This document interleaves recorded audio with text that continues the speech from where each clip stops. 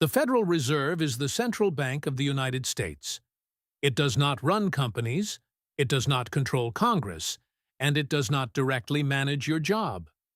What it controls is liquidity, the availability and cost of money inside the financial system. Modern economies are built on credit. Businesses borrow to expand operations. Consumers borrow to purchase homes, vehicles, and education. Governments borrow to finance spending. When credit flows easily, economic activity accelerates. When credit becomes expensive or scarce, growth slows.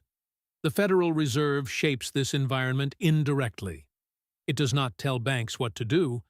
Instead, it changes the conditions under which banks operate. Because banks create money when they issue loans, influencing banks means influencing the money supply.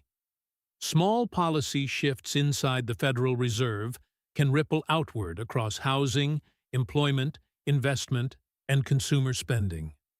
The Fed adjusts the financial climate. Everyone else reacts to it. The most visible tool the Fed uses is the federal funds rate. This is the interest rate banks charge each other for overnight lending. It may sound technical, but this rate influences nearly every borrowing cost in the country. When the Fed raises rates, borrowing becomes more expensive.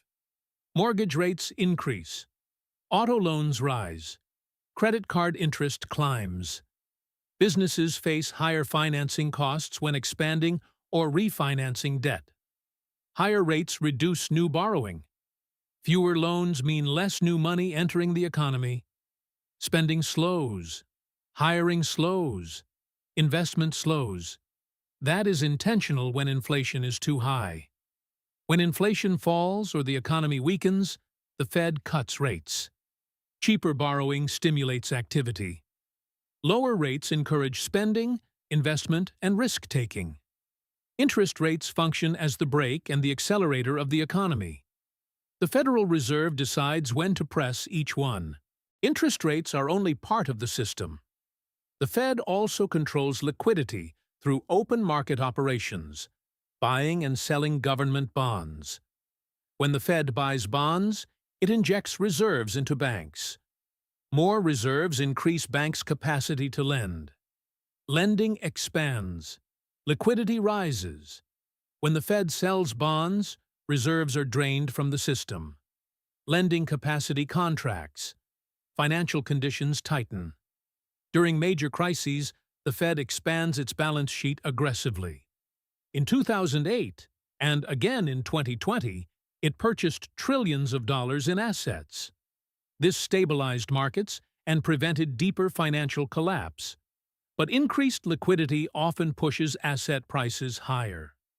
Stocks, real estate, and other investments tend to rise when money is abundant.